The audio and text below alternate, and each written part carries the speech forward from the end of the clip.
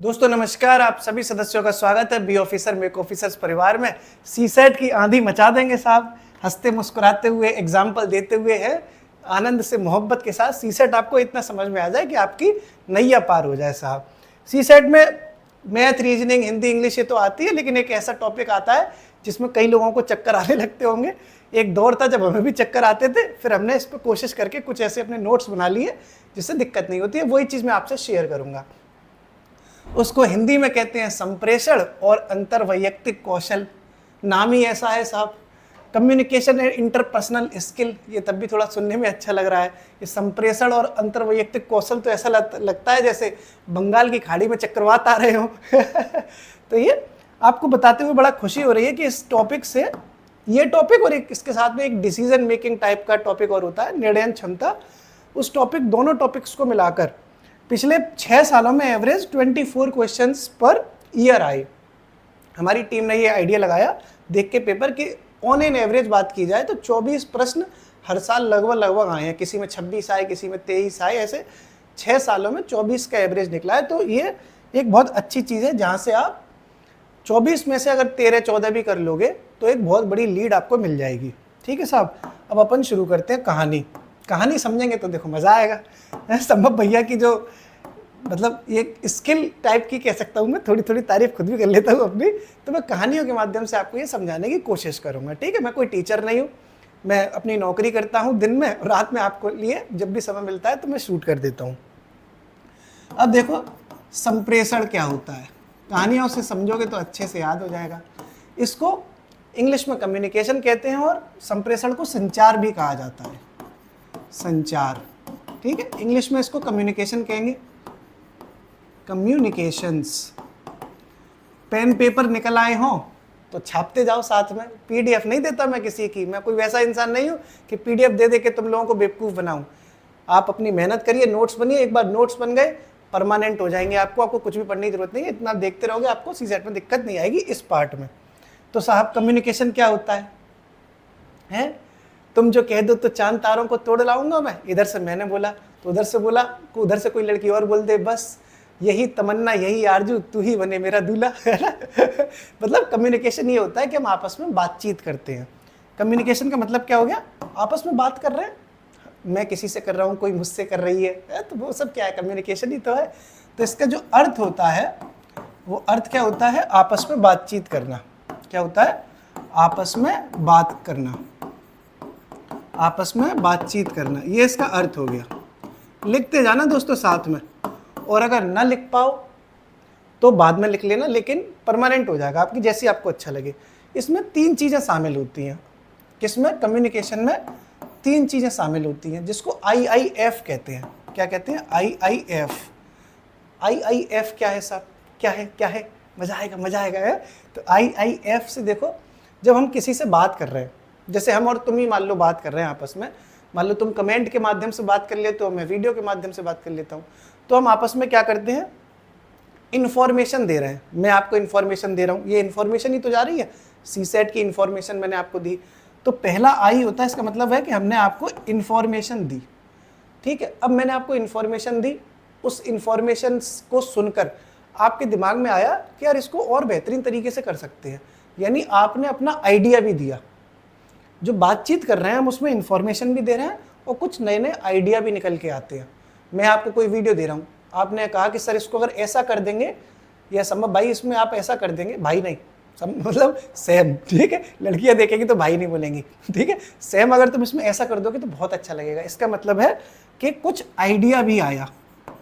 क्या आया? आइडिया। तो आई, पहले आई से इन्फो हो गया, दूसरे आई से आइडिया हो गया। तीसरे में क्या होता है? जब इंफॉर्मेशन दे दी मैंने आपको, आपने मेरे को आइडिया दे दिया, तो हमारे बीच में क्या होगा? भावनाएं आ जाएंगी कि हम और आप अच्छे कनेक्शन के साथ संचार कर सकते हैं, अच्छी भावनाओं के साथ बातचीत कर सकते हैं। तो क्या आ जाएंगी? भावनाएं। और भावनाओं को क्या कहते हैं इंग्लिश में? फीलिंग्स। फीलिंग्स आ जाएंगी। यस, मैं तुम्हारे लिए फीलिंग्स ले पा रहा हूँ, I can feel your emotions. तो IIF का मतलब क्या हुआ? इंफॉर्मेशन, इस वाले आई से आइडिया और इस वाले एफ से फीलिंग। ये PCS में पूछा जा चुका है कि इसमें किस तरह क्या क्या शामिल होता है। तो इन्फॉर्मेशन शामिल होती है, विचार शामिल होते हैं। इंफॉर्मेशन को हिंदी में क्या कहते हैं? सूचना। क्या कहते हैं? सूचना शामिल हो गई। आइडिया से क्या शामिल हो गया? विचार शामिल हो गए। और फीलिंग से क्या होगा? भावनाएं शामिल हो गई। समझ रहे हो? ये आपको 3 चीजें IIF के तहत हो गई। ठीक साहब, फीलिंग भी आती है, ऑनलाइन फीलिंग चलेगी साहब, बस हाय मैं मर जाऊंगा। तो आपने ये समझ लिया। अब देखो आगे बढ़ते हैं अपन। अब कम्युनिकेशन कितने प्रकार का होता है। पहले आपको थ्योरी समझाएंगे दोस्तों, आपको क्लियर बता दें कि पहले आपको थ्योरी समझाएंगे, फिर थ्योरी के बाद MCQ करवाऊंगा, PYQ। टॉपिक वाइज चल रहे हैं अपन लोग। जैसे जैसे एक टॉपिक खत्म होगा हम उसके पिछले सालों में आए हुए सारे क्वेश्चन कराएंगे और आप देखना चुटकियों में आंसर देंगे। बस समझते जाओ, मजा आएगा। अब देखो अपना अगला टॉपिक है, मतलब टॉपिक क्या, इसके आगे बढ़ते हैं। अभी तक हमने ये समझ लिया कि संचार क्या होता है, तो आपस में बातचीत करना जिसमें IIF शामिल है, इंफॉर्मेशन, आइडिया और फीलिंग्स। अब देखो संचार के प्रकार। संचार के प्रकार, ये वीडियो मेरा मतलब ये वाला जो वीडियो है ना, मेरा चेहरा इसमें दिखना चाहिए। अगर चेहरा नहीं दिखेगा तो आप ये समझ नहीं पाएंगे, क्योंकि इसी पूरा का पूरा कम्युनिकेशन का गेम है, एक्सप्रेशंस का गेम है। इसलिए मुझे इसको शूट करने के लिए कैमरा वैमरा इससे ही कर पाऊंगा मैं। वैसे मेरी वीडियो iPad से आती है, आप देखते होंगे। तो अब देखो संचार के प्रकार क्या होते हैं। कई तरह का कम्युनिकेशन होता है। पहला जो होता है उसको कहते हैं इंट्रापर्सनल। इंग्लिश हिंदी दोनों में चलेगा। ये वीडियो बाइलिंगुअल है, मतलब इंग्लिश में टर्म लिखे जाएंगे जिसको मैं बोलूँगा भी और समझाऊंगा भी, और हिंदी में भी लिखे जाएंगे। ठीक साहब, अंग्रेजी मीडियम वाले लड़के लड़कियां थोड़ा सा कहते हैं थैंक यू संभव है, तुसी ग्रेट हो, है तुमने मेरी सुन ली। ठीक है। Intrapersonal, intrapersonal communication. अब देखो कम्युनिकेशन को मैं शॉर्ट में कॉम करके लिख दूंगा, आप समझ जाना कम्युनिकेशन है। इसको हिंदी में कहते हैं अंतःवैयक्तिक। अंतःवैयक्तिक, अंतःवैयक्तिक संचार। अब यार कुछ चीज़ों की देखो इंग्लिश आसान है, कुछ चीज़ों की इंग्लिश आसान होती है। जैसे इंट्रापर्सनल यानी अंतःवैयक्तिक संचार, ये क्या होता है? अंतः मतलब अंदर कमरे में घुस गए अकेले, समझ रहे हो? अंतः मतलब अंदर घुस गए। इंट्रा मतलब हम अकेले हैं, खुद से बातचीत हो रही है। समझ पा रहे हो? हम किसी और से बात नहीं कर रहे, हम बात तो कर रहे हैं, हम संचार तो हो रहा है लेकिन खुद से हो रहा है। और खुद से बातचीत कैसे की जाती है पता है आपको? खुद से बातचीत कैसे करते हैं? जैसे शीशे के सामने हम खड़े हो जाते हैं तो अपने से बातचीत करते कि नहीं करते? जैसे एक शीशा हो गया, शीशे से मैं पूछ रहा हूँ तुम कुछ कर पाओगे जिंदगी में कि कर पाओगे? इतने बड़े हो गए तुम, हैं एक लड़की तुम्हारे से दोस्त नहीं बन पाई, तो ये शीशे से बातचीत हो रही है। या फिर मैं पूछ सकता हूँ तुम कुछ कर पाओगे जिंदगी में? नहीं कर पाओगे, संभव है, IAS नहीं बन पाए तुम अभी तक। तो ऐसे हम खुद से बातचीत करते हैं। तो या कभी कभी अगर मोरल डाउन हो जाए तो संभव, all is well, you can do it, ऐसे तुम लोग भी करते होगे। तो खुद से बातचीत करने को कहते हैं इंट्रापर्सनल स्किल। क्या? खुद से बातचीत करना, किसी दूसरे व्यक्ति की जरूरत नहीं है, मैं अकेला ही काफी हूं। इसका मतलब है कि मैं इंट्रापर्सनल स्किल्स में अच्छा हूं, इंट्रापर्सनल कम्युनिकेशन कर सकता हूं। तो खुद से बातचीत करना क्या कहलाता है? अंतःवैयक्तिक संचार। एग्जाम्पल के तौर पर डायरी लिखते हैं लोग, डायरी लिखते हैं कि नहीं लिखते? पुराने जमाने में लोग डायरी लिखते थे। अभी भी कुछ लोग हैं पुराने ख्यालात के, मतलब अच्छी चीज़ है ये, लिखना चाहिए। मुझे भी कभी कभी लगता है तो मैं पेपर पे कुछ लिख लेता हूँ। तो इसका मतलब डायरी लिखना कौन सा एग्जाम्पल हो गया? अगर पूछा जाए क्वेश्चन में कि डायरी लिखना किस प्रकार का संचार है, तो कौन सा हो जाएगा? अंतःवैयक्तिक संचार। शीशे के सामने बातचीत करना, आईने के सामने बातचीत करना, ये कौन सा संचार हो जाएगा? आईने के सामने बातें करना, तो कौन सा हो जाएगा? अंतःवैयक्तिक। तो अंतःवैयक्तिक एक ऐसा संचार है जिसमें हमें किसी अन्य व्यक्ति की जरूरत नहीं पड़ती, अपने अकेला ही काफी है। ठीक है, ये आपने समझा। अब देखो दूसरा कौन सा होता है? दूसरा होता है इंटरपर्सनल। ये आपने देखा इंट्रा, ये है इंट्रापर्सनल। अगला है इंटरपर्सनल। कौन सा है? इंटरपर्सनल। इंटरपर्सनल कम्युनिकेशन, इसको हिंदी में कहते हैं अंतरवैयक्तिक।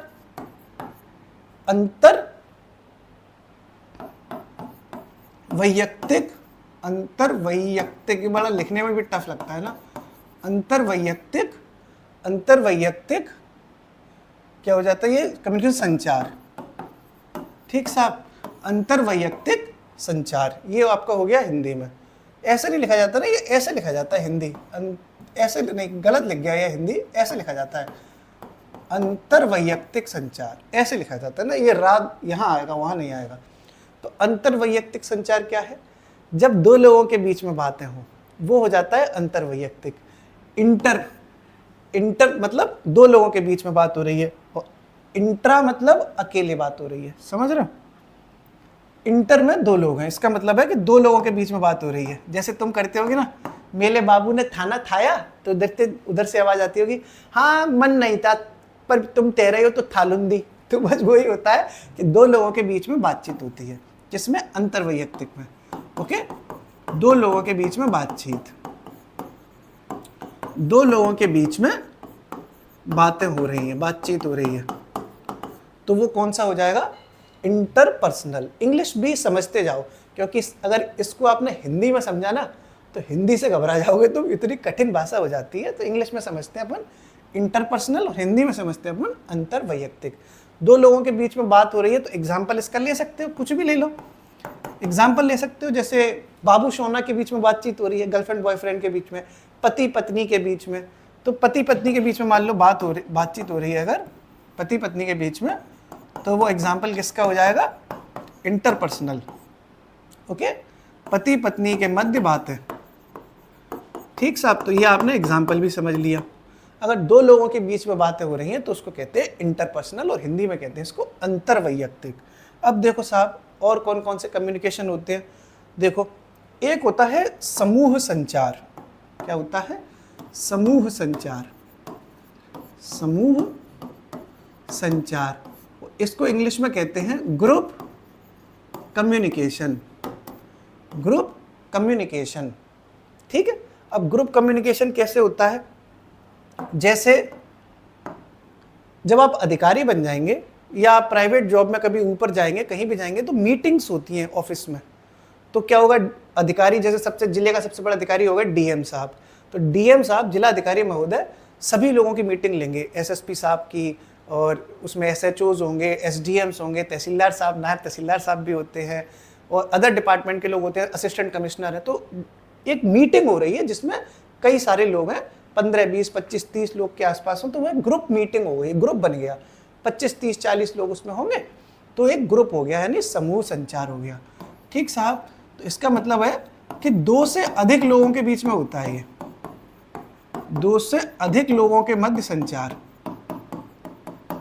दो से अधिक लोगों के मध्य अगर कम्युनिकेशन हो रहा है, मोर देन 2 इंडिविजुअल्स, तो वो क्या हो जाएगा? ग्रुप कम्युनिकेशन, समूह संचार। एग्जाम्पल इसका क्या हो सकता है? वही ऑफिस मीटिंग्स, जो ऑफिस की मीटिंग्स होती हैं वो इसमें समूह संचार में आती हैं, ठीक है। जैसे अगर तुम 4-6 दोस्त बैठे हुए हो, गप्पे शप्पे मार रहे हो, तो वो समूह संचार है, बैठ के कई लोग बातें कर रहे हैं। तुम बैठे हो, तुम्हारा पार्टनर बैठा है, फिर तुम्हारा दोस्त बैठा है, उसकी पार्टनर बैठी है, फिर उसकी पार्टनर का एक्स बैठा है, और एक्स की प्रेजेंट बैठी है, तो मतलब पूरी महफिल जमी हुई है, तो वो कौन सा हो जाएगा? ग्रुप कम्युनिकेशन हो जाएगा, ठीक साहब। मतलब महफिल जमी हुई है ना, एक बढ़िया दिन गा रहा हूँ, इस महफिल में आपकी इनायत है, तो वही जो महफिल है वो ग्रुप है। अब देखो, एक और होता है, उसको कहते हैं जन संचार। ये संचार के प्रकार पढ़ रहे हैं अपन लोग, ठीक है। जन संचार, जन संचार, ये इसको इंग्लिश में कहते हैं दोस्तों mess communication, mass communication, mass communication, ये इंग्लिश में कहते हैं। अब ग्रुप वाले में और इस वाले में क्या अंतर है? ग्रुप कम्युनिकेशन में ये भी समूह है और जन ये भी समूह है, लेकिन जन संचार में का मतलब होता है कि बहुत बड़े लेवल पर कम्युनिकेशन हो रहा है, बहुत बड़े लेवल पर, ठीक है, उसको कहते हैं जन संचार। जैसे मेरा ये वीडियो है, इसको कोई लिमिट नहीं है इसको हो सकता है 1000 आदमी देखे, हो सकता है 2000 आदमी देखें, हो सकता है 5000 लोग देख लें, तो इसका कोई लिमिट नहीं है, ये कहीं तक भी जा सकती है। सोशल मीडिया का जो के माध्यम से जो कम्युनिकेशन हो रहा है वो मास कम्युनिकेशन हो रहा है। जैसे टीवी चलती है, न्यूज़ देख रहे हैं लोग, पिक्चर चलती है, सिनेमा देख रहे हैं लोग, तो सब ये क्या है? मास कम्युनिकेशन है, अनलिमिटेड लोगों पर पहुंच रही है। तो ये बहुत बड़े लेवल पर होती है, वृहद लेवल पर होती है, ठीक है, वृहद स्तर पर संचार, उसको कहते हैं वृहद स्तर पर जो संचार होता है, बहुत बड़े लेवल पर कई सारे हजारों लोगों लाखों लोगों के पास जा रहा है, उसको कहते हैं मास कम्युनिकेशन। एग्जाम्पल के तौर पर देखा जाए तो सोशल मीडिया के माध्यम से किया जाने वाला संचार, टीवी के माध्यम से किया जाने वाला संचार, या न्यूज़पेपर के माध्यम से भी संचार होता है। भाई न्यूज़पेपर भी तो है, एक अखबार छपा दैनिक जागरण, करोड़ों लोग पढ़ रहे हैं, तो न्यूज़पेपर के माध्यम से भी संचार जो होगा वो भी मास कम्युनिकेशन में ही आएगा। मीडिया के माध्यम से सारी चीज़ें, सिनेमा के माध्यम से सब कुछ जो कहलाता है वो जनसंचार कहलाता है। ठीक है साहब, तो आपने 3-4 तरह के संचार अभी तक देख लिए। एक संचार और देखते हैं अपन, उसको कहते हैं ट्रेडिशनल। क्या कहते हैं? परंपरागत संचार। परंपरागत संचार, परंपरागत संचार, इसको इंग्लिश में कहते हैं ट्रेडिशनल, ट्रेडिशनल कम्युनिकेशन। ये क्या होता है? जो प्रथाएं चली आ रही हैं, रिवाज चले आ रहे हैं, उसके माध्यम से कम्युनिकेशन हो रहा है। जैसे बहन भाई राखी बांधते हैं, तो राखी बांध रहे हैं, वो एक परंपरा चली आ रही है काफी सालों से। एक ये किस चीज का संचार हो गया? ये हो गया भाई और बहन के बीच अटूट प्यार का। ये परंपरा ही तो है एक तरीके से। या आपने देखा होगा कि जो आदिवासी लोग होते हैं, जनजाति जो लोग होते हैं, ट्राइबल लोग होते हैं, वो नगाड़ा बजाते हैं। आप देखना, झिंगा लाला करते हैं वो लोग, है ना। तो आपने वो जंगलों में रहते हैं, उनकी एक अलग ही कम्युनिटी चलती है, तो वो एक नगाड़ा बजा के अपना प्रचार करते हैं। अगर किसी को इन्फॉर्मेशन देनी है तो वो अपने नगाड़ा बजाएंगे, सुनो सुनो सुनो, आज शाम 5 बजे यहाँ पर सभी लोग इकट्ठे होंगे, दीपमाला शाक्य की शादी होने वाली है शाम को 5 बजे। ठीक साहब। दीपमाला मेरी फ्रेंड है, उसी का नाम ले लेता हूँ बजे में। तो ये साहब परंपरागत संचार हो गया। ठीक, अब वो हंसेगी, अब वो कहेगी ओए मेरा नाम आ गया, ले ले ले ले ले ले। तो इसका मतलब क्या हुआ? प्रथाएं जो चल रही हैं उनका संचार, प्रथाओं के माध्यम से या रिवाज के माध्यम से संचार, रिवाज के माध्यम से जो संचार किया जाता है उसको कहते हैं परंपरागत संचार, ट्रेडिशनल कम्युनिकेशन। एग्जाम्पल हम लिख सकते हैं, एग्जाम्पल हम इसमें लिख सकते हैं। सबसे अच्छा एग्जाम्पल इसका आदिवासी कम्युनिटीज में नगाड़ा बजाना। ठीक है, तो आदिवासी समुदाय में नगाड़ा बजाना, ये इसका एग्जाम्पल हो गया, नगाड़ा बजाकर। ठीक है, ये भी एक कम्युनिकेशन हो रहा है साहब। तो अभी जब आपको देख पा रहे होगे वीडियो के माध्यम से और मेरी बातों के माध्यम से, तो मैं एक्सपेक्ट कर रहा हूँ कि आपको थोड़ा थोड़ा समझ में आ रहा होगा। देखो, मैं आपसे पहले ही कह दूँ, मैं कोई टीचर नहीं हूँ, बहुत गंभीर स्तर पर मैं समझा नहीं पाऊंगा। मुझे लगता है कि आपको बस कहानी समझ में आ गई तो दिमाग में बैठ जाएगी कि ट्रेडिशनल क्या होता है, कि एक कोई पुरानी प्रथा चली आ रही है साहब।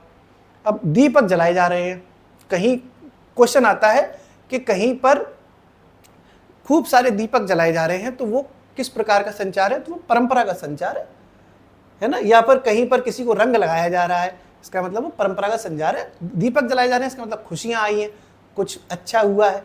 या फिर कहीं पर एक क्वेश्चन ऐसा आया कि कई सारी औरतें शांति से बैठी हुई थी जिसमें सफेद वस्त्र धारण किए हुए थी, इसका मतलब है कि वो परंपरागत संचार है कि कुछ बुरा हुआ है। तो ये सारा जो क्वेश्चन आएगा वो उसका आंसर हो जाएगा परंपरागत संचार। अब अपन आगे बढ़ते हैं साहब, ठीक है, क्योंकि ये थोड़ा सा बड़ा टॉपिक है, एकदम से ऐसा नहीं है कि एकदम से ख़त्म हो जाएगा, तो चीज़ें समझते हुए करेंगे और बहुत लंबी चौड़ी क्लास नहीं करते, छोटी छोटी क्लासों से और 8-10 क्लास में निपटाने की कोशिश करेंगे। अब इतने टॉपिक से जितने PYQ आए वो मैं आपको करा दूँ। देखो, आपको कुछ ज़्यादा तो नहीं पढ़ाया, लेकिन 8-10 PYQ आप धुआंधाड़ कर दोगे अभी, क्योंकि अब आपको कॉन्फिडेंस आएगा कि हाँ मैंने CSET पढ़ा है और ऐसा पढ़ा है कि मेरी समझ सही हो गई, तो आप कर लेंगे। देखो अभी करते हो आप, देखो यहाँ पर PYQ मैंने लिख के रखे हैं। ये थोड़ी सी मेहनत मुझे करनी पड़ती है, PDF में बनवाता नहीं हूँ, मुझे शौक नहीं है, मैं अपना खुद ही हाथ से मेहनत करता हूँ। देखो अभी आपको ये देखो, पहला क्वेश्चन देखो, दिखेगा अभी आपको, देखना, ये क्वेश्चन आपका पहला UP PCS के ये PYQ है। ठीक साहब, अब देखो क्वेश्चन, पहला प्रश्न, व्यवहार परिवर्तन को, देखो पहला प्रश्न देखो, देखा, ये मैंने इंग्लिश में भी लिख दिए ताकि आपको दिक्कत ना हो। व्यवहार परिवर्तन को प्रभावित करने की आधारभूत प्रविधि कौन सी है।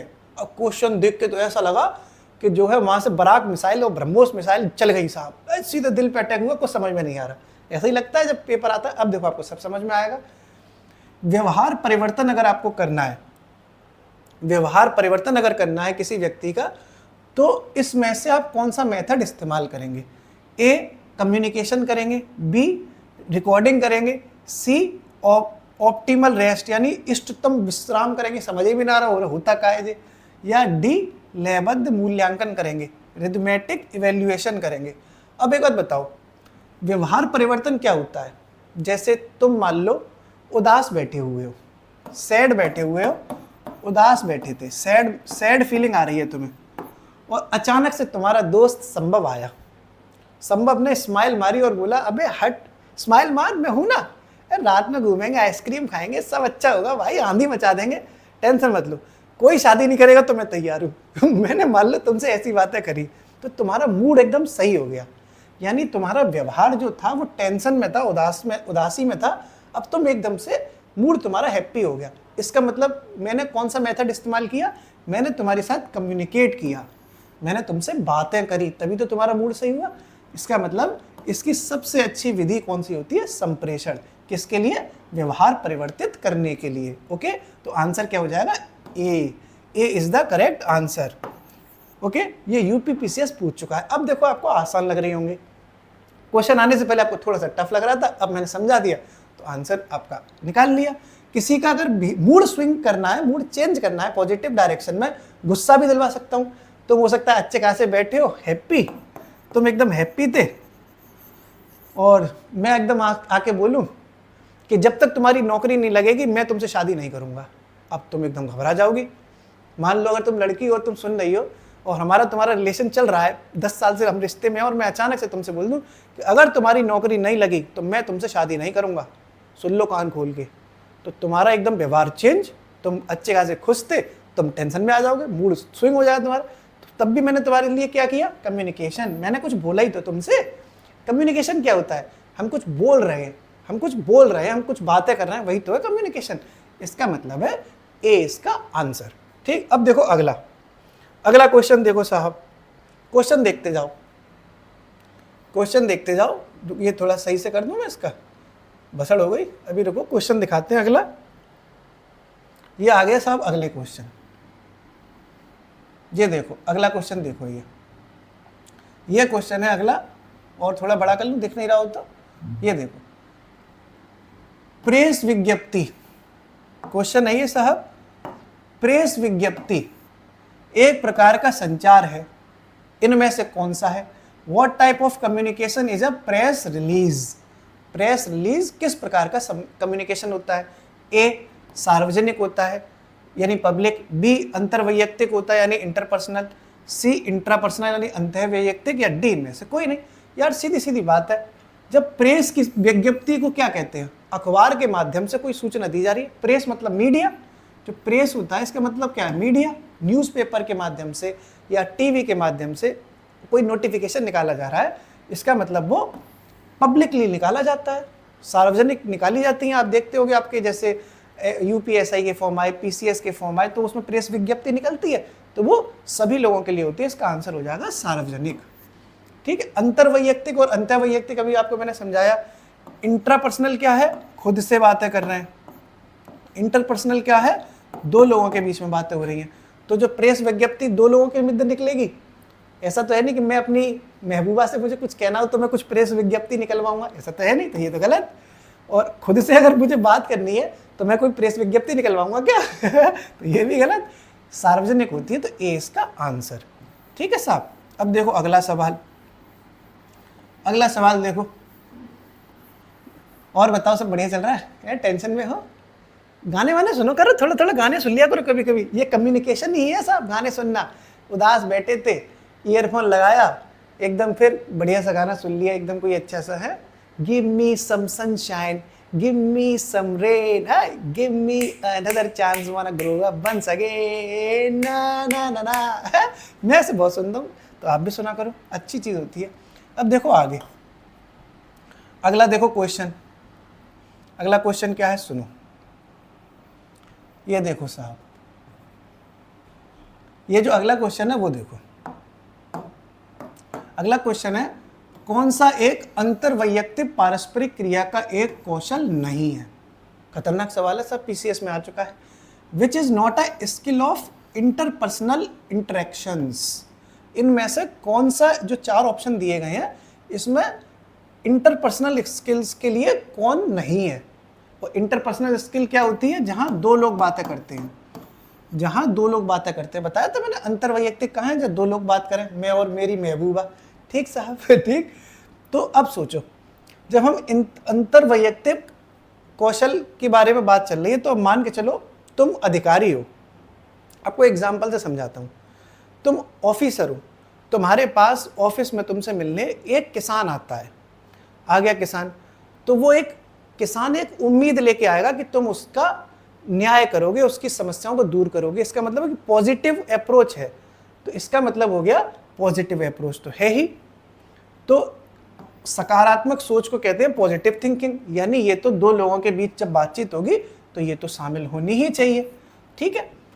अब वो जब आया अपनी किसान आपसे बात करने, तो आपसे वो उम्मीद रखेगा कि आप उसके प्रति समानुभूति रखेंगे, इम्पैथी सिंपैथी रखेंगे। अगर आप सिंपैथी या इम्पैथी रखेंगे तभी तो उसकी समस्या का निवारण कर पाएंगे। इसका मतलब है कि इसमें इम्पैथी भी शामिल होती है जब 2 लोगों के बीच में बातचीत होती है। ठीक है। अब देखो साहब, जब कोई किसान आपसे समस्या का समाधान करने आया तो वो आपसे इज्जत से बात करेगा, आप भी उससे इज्जत से बात करोगे। तो यानी एक शिष्टाचार भी होना चाहिए। लड़ाई झगड़ा थोड़ी करना है ना। लड़ाई झगड़ा करोगे तो उसका भी, लड़ाई का भी एक शिष्टाचार है कि इज्जत से लड़ाई करो। ठीक साहब। तो इसका मतलब है शिष्टाचार भी इसमें शामिल होता है। अब ये जो प्रशासनिक शक्ति है वो इसमें शामिल नहीं होती। किसमें? अंतरवैयक्तिक कौशल में, यानी इंटरपर्सनल इंटरेक्शंस में। फिर एग्जांपल देता हूँ तो आपको समझ में आएगा। मान लो वो किसान आपसे बात करने आया, आप हो एसडीएम। अब आप उसको अपनी एडमिनिस्ट्रेटिव पावर दिखा रहे हो कि सुनो, राम भरोसे नाम है तुम्हारा, तुम्हारे खेत में ऐसा कर देंगे कि राम के भरोसे हो जाओगे। तुमने पावर दिखा दी उसको, मैं एसडीएम हूँ भाई साहब, एक साल में उड़ा दूंगा तुम्हें, जेल भेज दूंगा अभी तुमने लिवर करी तो तुमने अगर पावर दिखाई तो वो किसान घबरा जाएगा। अगर कोई घबरा गया इंसान तो तुमसे वो अच्छा बात ही नहीं कर पाएगा, अच्छी बात नहीं कर पाएगा, वो तुमसे डरने लगेगा। इसका मतलब है कि संचार जो हो रहा है, जो कम्युनिकेशन हो रहा है, वो हो ही नहीं पाएगा। कोई डरा हुआ व्यक्ति कैसे बात कर लेगा कोई अच्छे से? जो संप्रेषण तो अच्छे से होना चाहिए ना, तभी तो बढ़िया संप्रेषण है। इसका मतलब अगर प्रशासनिक शक्ति दिखाओगे तो संचार में बाधा आएगी। तो इसमें पूछा क्या गया था, इंटरपर्सनल स्किल, जो इंटरेक्शन का पार्ट कौन सा नहीं है? तो शक्ति तो बाधा होती है। क्या होती है? बाधा। शक्ति तो दोस्तों बाधा होती है। इसका मतलब है कि इसका आंसर हो जाएगा बी। ओके, समझ गए? आगे बढ़ते हैं अपन अगले क्वेश्चन पे। अगला क्वेश्चन देखो साहब, ये इसमें थोड़ा बिगाड़ना पड़ता है, नहीं तो भसड़ मच जाती है। ठीक साहब, बिगाड़ देते हैं, क्या दिक्कत है, लो बिगड़ गया हाल। अगला देखते हैं, अगला सवाल। और सब बढ़िया चल रहा है? उम्मीद है दोस्तों मैं आपको सीसेट समझा पा रहा हूँ। ऐसी कुछ क्लासों में आपको ये सब कुछ कवर हो जाएगा। अगला देखो, अगला सवाल। अच्छा, ये तो खत्म ही हो गया। अगली वो लगानी पड़ेगी स्लाइड। लो साहब, लग गई स्लाइड, ये लीजिएगा। टेक्निकली मैं थोड़ा सा कमज़ोर हूँ, थोड़ा कम जानता हूँ कैसे क्या होता है। अगला सवाल आ गया, लीजिए साहब, और बड़ा कर देते हैं, आपको दिखाई दे। देखो, किस संचार में एक भावनात्मक अपील होती है? किस संचार में एक इमोशनल अपील होती है? Which communication has an emotional appeal? अब देखो साहब, हर तरह के संचार में इमोशनल अपील होती है दोस्तों। क्या मैं अगर खुद से अकेले बात करूंगा तो क्या मैं इमोशनल अपील अपने आप से भी तो कर सकता हूँ? मान लो मैं पेपर में फेल हो गया, अब मैं खुद अपनी डायरी लिख रहा हूँ और इमोशनली अपने आप से कह रहा हूँ कि मैं बहुत मेहनत करूँगा, मैं दिन रात एक कर दूंगा। ये एक इमोशनल अपील है, अपने आप से भी है।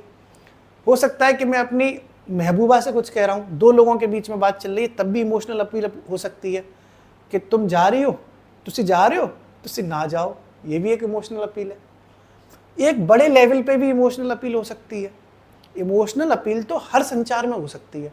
फिर इसका आंसर क्या होना चाहिए? क्योंकि इसमें तो पूछा गया है कि किस संचार में एक भावनात्मक अपील है। अपील तो साहब सब में भावनात्मक हो सकती है। नेता अपनी रैली करते हैं, उसमें भी तो कहते हैं अरे भैया भाई बहुत गरीबी झेली, रोते रोने लगते हैं हाल नेता लोग, इमोशनल करते हैं जनता को। ठीक है साहब, तो हर कम्युनिकेशन में इमोशनल अपील हो सकती है, लेकिन जब चारों ऑप्शन में इमोशनल अपील हो सकती है तो सबसे बेस्ट आंसर जो होगा वो चुना जाता है।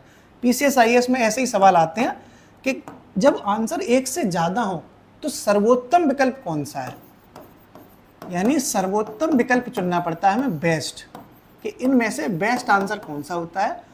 और भावनाएं दोस्तों, जब हम किसी से अपील करते हैं तो सबसे अच्छी, हम सबसे गहरी जो अपील कर पाते हैं वो दो लोगों के बीच में होती है, चाहे वो माता पिता की हो, पति पत्नी की हो, चाहे बॉयफ्रेंड और गर्लफ्रेंड की हो, प्रेमी युगल की हो।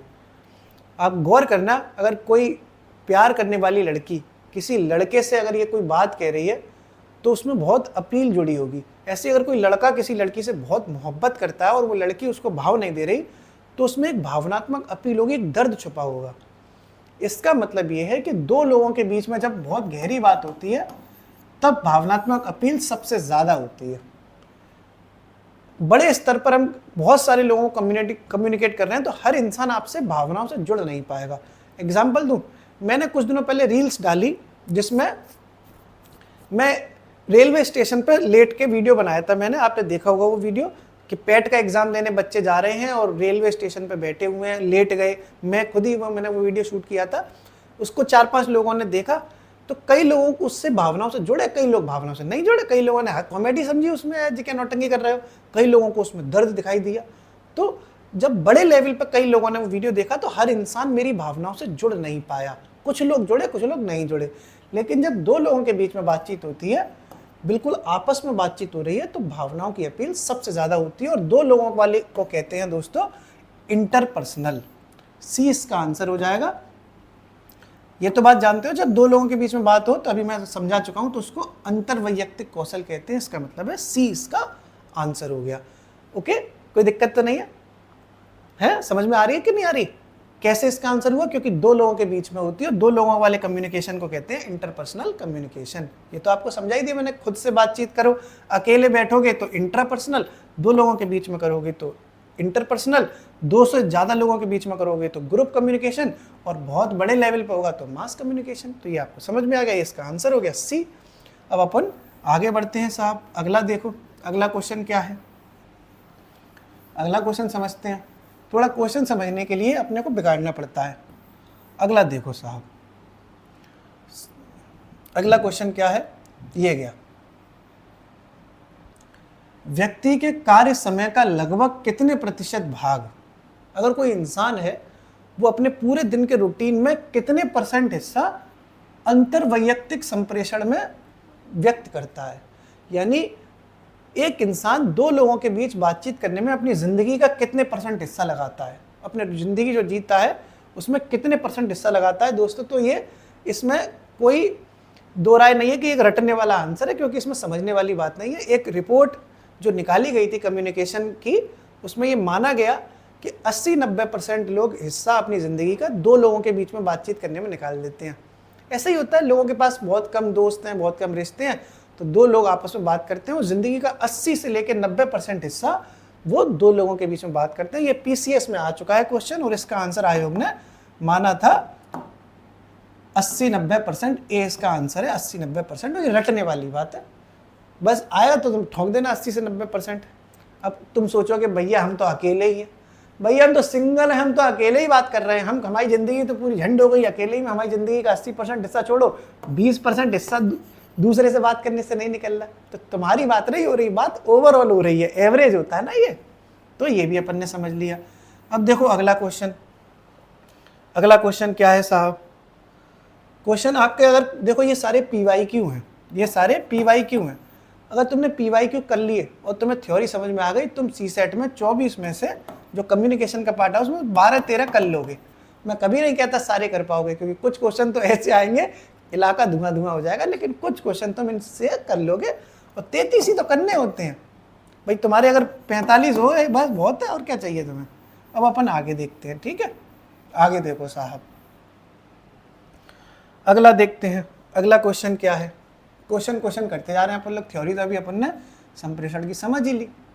अगला क्वेश्चन देखो साहब, क्वेश्चन है आमने सामने का संप्रेषण, फेस टू फेस कम्युनिकेशन जो होता है? तुम अगर साथ देने का वादा करो, मैं मस्त यूं ही नगमे सुनाता रहूं। सामने बैठी है, मेरे सामने वाली खिड़की में एक चांद का टुकड़ा रहता है, अफसोस है ये कि वो मुझसे कुछ उखड़ा उखड़ा रहता है। तो आमने सामने कम्युनिकेशन चल रहा है कि वो आ गई है सामने, मैं बैठा हूँ साहब, आहा हा मजा आएगा। जो फेस टू फेस कम्युनिकेशन होता है वो कैसा होता है? ए आद्य प्रारूप, इंग्लिश मतलब ऑप्शन देख के तुम्हें नानी ना याद आ जाए। ए आद्य प्रारूप, आर क्या लिखेंगे? आर्किटाइप। ऑप्शन बी समकालिक सिंक्रोनस, ऑप्शन सी अतुल्यकालिक asynchronous, D option B and C दोनों। अब देखो साहब, अगर कोई आमने सामने का कम्युनिकेशन हो रहा है कि वो बैठी हुई है, मैं सुन रहा हूँ, और वो सुन रही है, मैं बोल रहा हूँ, मैं बोल रहा हूँ, वो सुन रही है, तो दो लोगों के बीच में जब आमने सामने कम्युनिकेशन हो रहा है तो वो एक ही टाइम में तो होगा। बात समझ रहे हो? ऐसा तो है नहीं कि मैंने बोला आज, उसने सुना परसों, वो बैठी मेरे सामने है, ऐसा तो होगा नहीं। यानी इधर से मैं बोल रहा हूँ, उधर से वो तुरंत उसी टाइम सुन रही है। तो समकालिक होता है ये। समकाल समझ रहे हो? समकाल, समकाल मतलब, समकालिक मतलब उसी समय हो रहा है, सेम टाइम में हो रहा है। तो आमने सामने का जो कम्युनिकेशन होता है, फेस टू फेस कम्युनिकेशन, वो समकालिक होता है। बी इसका आंसर है। ठीक है भाई, ऐसा तो है नहीं कि वो मैं उसके साथ कह रहा हूँ तुझे देखा तो ये जाना सनम, प्यार होता है दीवाना सनम, और वो 10 दिन बाद वो बैठी मेरे सामने, तो 10 दिन बाद थोड़ी सुनेगी, तुरंत सुन लेगी। ठीक साहब, तो यानी समकालिक हो गया। ये भी सुन लिया, समझ लिया आपने। अब देखो और आगे का क्वेश्चन देखते हैं। ये आपको जब क्वेश्चन के आंसर निकालने लगोगे ना तो कॉन्फिडेंस आएगा। सीसेट, सीसेट किया है साहब, किया है, तैयार है, तैयार है, तो ये कॉन्फिडेंस आने लगेगा। और सीसेट में या कोई भी परीक्षा हो, सारा खेल कॉन्फिडेंस का ही होता है। आगे देखते हैं अगला सवाल। अगला क्वेश्चन देखो दोस्तों, अगला जो क्वेश्चन है वो है अंतरवैयक्तिक संप्रेषण, इंटरपर्सनल का एक अन्य नाम है, अन्य नाम पूछा गया है। तो एक बात बताओ, इंटरपर्सनल स्किल कौन सी होती है? कम्युनिकेशन क्या होता है? जब दो लोगों के बीच में बात होती है। इंटरपर्सनल समझा चुका ना, अंतरवैयक्तिक जब दो लोगों के बीच में बात होगी, इसका मतलब वो हो जाएगा द्विक संचार। द्विक संचार, दो लोगों के बीच में बात हो रही है, द्विक, डायडेटिक कम्युनिकेशन, काम खत्म। जब दो लोगों के बीच में है तो दो से बन के मिला है, दो वर्ड से बना है द्विक। द्विक द्विक द्विक, ये द्विक का मतलब है दो लोगों के बीच में कम्युनिकेशन हो रहा है, डायडेटिक कम्युनिकेशन हो रहा है। तो ये सिंपल क्वेश्चन तो कर दिया देखो आपने। अब मजा आ रहा है? हो रहा है क्वेश्चन, धुआं मचा देंगे, धुआं। ढोल पिटवा दो साहब 50-50 गज में, नहीं 50-50 कोस दूर कह दो सीसेट की क्लास आ गई, सीसेट की क्लास आ गई। भाई देखो, अब दोस्तों मैं आपसे एक बात कहने वाला हूँ, अगर आप कोई नया इंसान देख रहा है जो हमारे चैनल से पहली बार जुड़ा है, या मतलब उसके लिए नई चीज़ें हैं, तो मेरी रिक्वेस्ट है आप लोगों से कि आप हमारा टेलीग्राम चैनल जरूर ज्वाइन करो। मैं कभी ये नहीं कहता कि सब्सक्राइब करो, मेरी आदत भी नहीं है ये, आपकी इच्छा है करना हो करिए, नहीं अगर आपको नहीं पसंद मत करिए। लेकिन टेलीग्राम की बात मैं इसलिए कहता हूँ क्योंकि इसमें एक कारण है। ये कारण है सक्सेस सीरीज का। अगर आप किसी भी प्रोग्राम की तैयारी, सरकारी नौकरी की तैयारी कर रहे हैं, तो रात में 9-10 बजे के आसपास मैं 10-15 मिनट का एक वीडियो डालता हूँ सक्सेस सीरीज के नाम से। हफ्ते में 4 दिन वो वीडियो डालता हूँ मैं। वहाँ आपको मुस्कुराते हुए जनरल स्टडीज़ का बहुत इंपॉर्टेंट टॉपिक, जीएस का बहुत इंपॉर्टेंट टॉपिक वीडियो के माध्यम से करा देता हूँ। वो आता लेकिन टेलीग्राम पर ही है प्रोग्राम, यूट्यूब पे नहीं आता। इसलिए मैं कह देता हूँ कि आप टेलीग्राम ज्वाइन कर लो, डिस्क्रिप्शन में लिंक है, उससे आपको फ़ायदा होगा। बाकी आपकी इच्छा करो, मैं तो बस आपको भला चाहता हूँ इसलिए कह देता हूँ। बाकी तुम्हारा मन साहब है, कहते वो मैं अपनी नहीं सुनता तो आपकी क्या सुनूंगा, तो तुम्हारी इच्छा है साहब। आगे देखते हैं अपन अगला क्वेश्चन। अगला क्वेश्चन देखते हैं साहब क्या है। अगला देखो साहब, आओ भाई छुमंतर जे गए, आ गए साहब। अगला क्वेश्चन देखिए, देखते चली जाइए, क्वेश्चन सॉल्व करते जाइए, धीरे धीरे आप खुद करने लगेंगे। अगला क्वेश्चन है अंतरवैयक्तिक संप्रेषण, इंटरपर्सनल। किसमें? अंतरवैयक्तिक, इंटरपर्सनल में स्रोत प्रामक, वर्ड ऐसा है कि मतलब दस्त हो जाएंगे। स्रोत प्रामक किसके द्वारा निभाए जाते हैं? स्रोत प्रामक का मतलब क्या होता है इंग्लिश में? सोर्स रिसीवर, यानी सोर्स रिसीवर की जिम्मेदारी इंटरपर्सनल कम्युनिकेशन में कौन निभाता है। अब सोर्स कौन है, रिसीवर कौन है, आओ समझाता हूं। देखो ये इसको साइड में रखते हैं, अभी समझाऊं। जैसे मान लो दो लोग हैं, जैसे मान लो ये दो लोग हो गए, इनका नाम है मिस्टर रोशन, मिस्टर रोशन है, ठीक है। एक मैडम है, इनकी बिंदी फिंदी लगा दूं थोड़ी सी, और ये थोड़े से बाल वाल अच्छे से कर दूं, और ये है मिस रोशनी, ये रोशनी है। ये दोनों आपस में बॉयफ्रेंड गर्लफ्रेंड है, ये बॉयफ्रेंड है, ये गर्लफ्रेंड है, ठीक साहब। ये कुछ बोल रहा है, ये कुछ सुन रही है, तो जिसने बोला वो हो जाएगा सोर्स, ठीक है, और जिसने बातें सुनी वो हो जाएगा रिसीवर। जिसके पास बातें पहुंची वो बातें रिसीव हो रही हैं, मतलब बातें सुन रही हूं, तो रोशनी ने सुन ली तो रोशनी रिसीवर है, रोशन ने बोली थी तो रोशन सोर्स है। अच्छा, जब ये गर्लफ्रेंड बॉयफ्रेंड है आपस में, तो ये भी तो बोल सकती है इससे, ऐसा तो है नहीं कि गूंगी है। भाई गूंगा तो कुछ दिनों में ये होना है, बेटा तुम आज बोल लो जो बोलना है, तुम 2-4 महीने के रिलेशन के बाद बेटा रोशन तुम्हारी जवान चली जाएगी, क्योंकि बोलने की असली जिम्मेदारी तो रोशनी ले लेंगी, तुम सिर्फ सुनोगे सिर्फ, ठीक है। एक्सपीरियंस बोल रहा हूँ, एक्सपीरियंस की बोल रहा हूँ। रोशन तुम कुछ नहीं कर पाओगे, देख लेना, क्योंकि सारा खेल तो रोशनी करेंगी भाई साहब। तो जब रोशनी बोलेंगी, अगर रोशनी कुछ बोल रही है तो रोशनी सोर्स हो गई, और अगर रोशन कुछ सुनेगा, रोशन जब सुन रहा है तो बातें रोशन के पास पहुंच रही हैं, बातें रोशन रिसीव कर रहा है तो वो रिसीवर हो जाएगा, ठीक है। अब आपने ये कहानी समझ ली, ओके।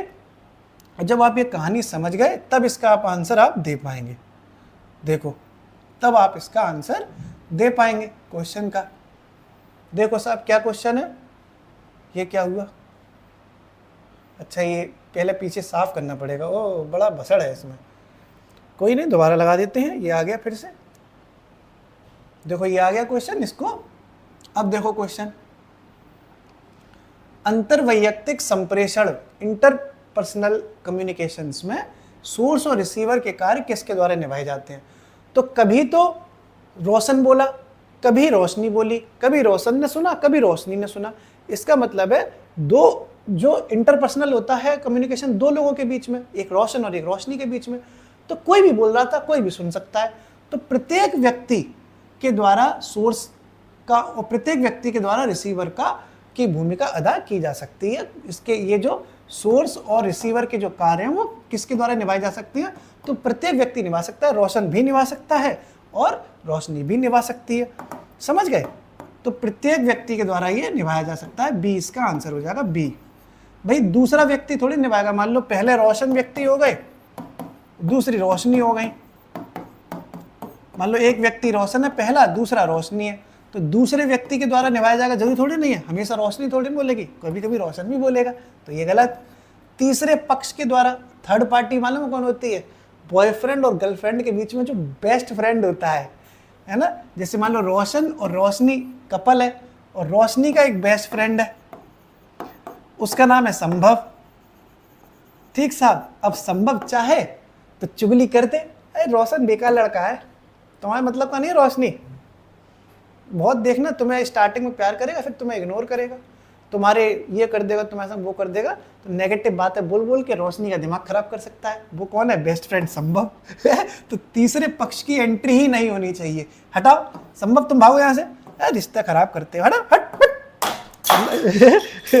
ये क्या हुआ, मतलब मैं ऐसा हूं नहीं, मैं एग्जाम्पल दे रहा हूँ। मैं तो चाहता हूँ कि रोशन और रोशनी के बीच में खूब चुम्मा चाटी चले, मैं खूब प्यार चले साहब, क्या दिक्कत है।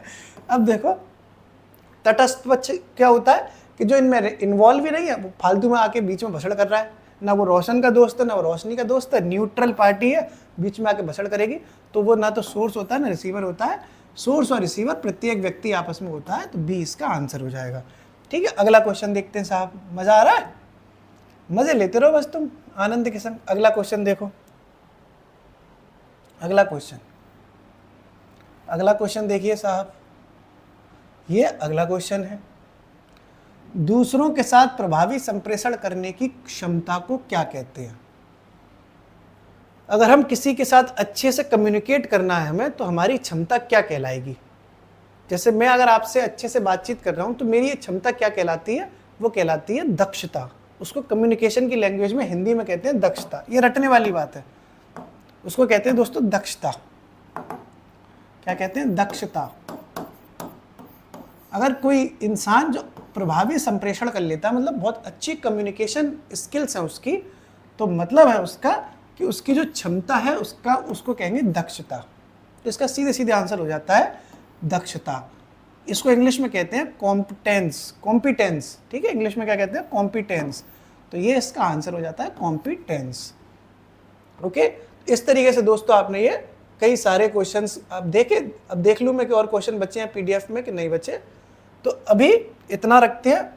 आपको ये मैंने इस टॉपिक के कम्युनिकेशन के जो होते थे, पहले टॉपिक है कम्युनिकेशन का, उसमें आपको मैंने पीवाईक्यू कराया, आपको थ्योरी समझाई। अब नोट्स बनाओ, कल अपन फिर से मिलेंगे, आधा घंटे 40-40 मिनट की वीडियो बनाएंगे, ताकि आपका ये धुआं मचाते हुए आपको याद हो जाए। स्माइल मार के जय गंगा मैया की, और आप जो है धुआं मचाते हुए सेलेक्ट हो, पीसीएस बनो, एसडीएम बनो, जो भी बनो, तहसीलदार बन जाओ, तो क्या बुराई है? कोई बुराई थोड़ी नहीं है। चलो अब फिर से मुलाकात होगी। शुक्रिया।